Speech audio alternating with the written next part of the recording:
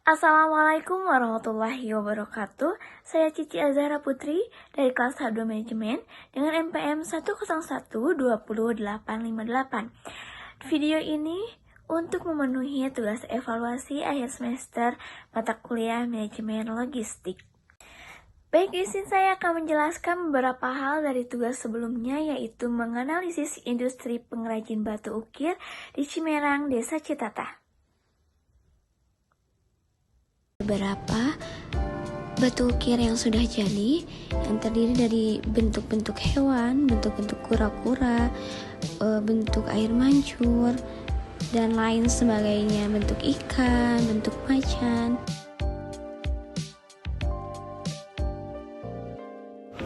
Nah, di sini ada proses pembuatan batu ukir. Beliau sedang membuat bak mandi atau bisa disebut dengan bathtub. Baik, yang pertama dari aspek manajemen SDM, apa sasaran yang ingin dicapai dari kondisi SDM, apa yang menjadi indikator yang terkait sasarannya, dan untuk pencapaian indikator, apa sih langkah atau action plans ke depannya.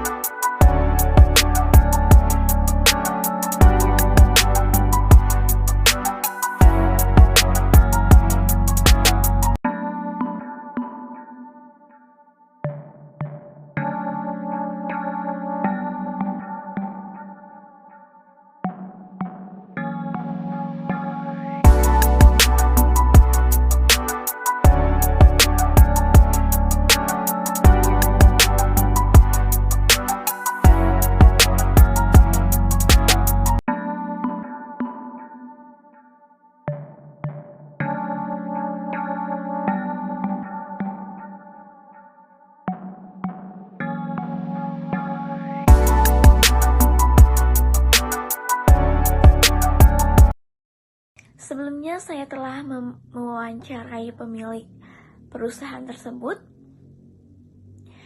Nah, di pengrajin batu ukir, hal yang ingin dicapai oleh pemiliknya yaitu pengiriman bahan baku yang selalu memadai agar bisa memenuhi kebutuhan customer. Karena memang untuk mendapatkan bahan baku untuk saat ini cukup sulit, mereka mengambil batunya dari Gunung Masigit. Untuk pencapaian indikator sendiri memerlukan pemasok lainnya.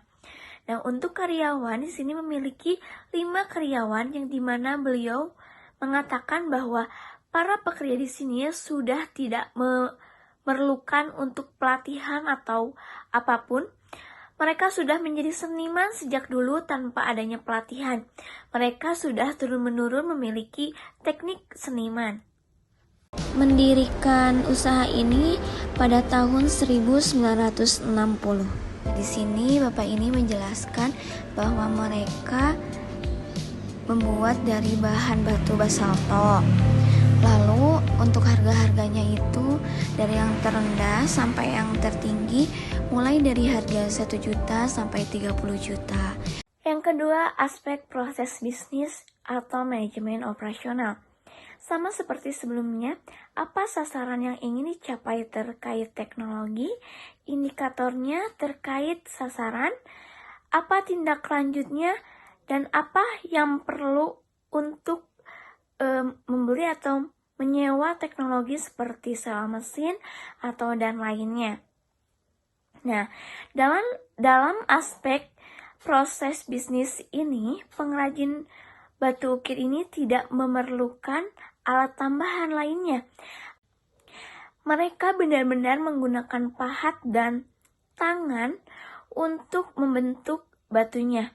Jadi mereka tidak perlu pencetak atau apapun, hanya penghalus batu, pahat, dan alat-alat yang memang dibutuhkan ya. Tidak perlu mesin-mesin besar atau kerjasama lain dengan mesin lainnya gitu, seperti itu. Seperti yang saya telah wawancarai kepada pemilik perusahaannya. Iya. Itu mah cuma pakai pahat aja, terus sana memang kilap ini pakai batu itu mesin selepan aja. Nah, di sini ada proses pembuatan batu ukir. Beliau sedang membuat bak mandi atau bisa disebut dengan bathtub. Beliau sedang mengerjakan dengan teknis manual untuk pembuatan bathtub.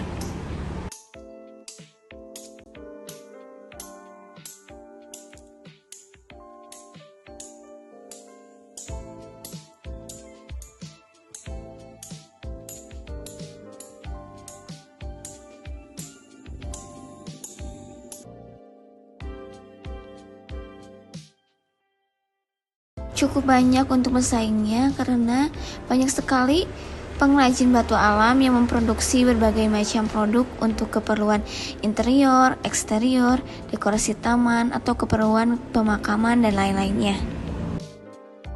Oke, yang ketiga ini aspek manajemen pemasaran.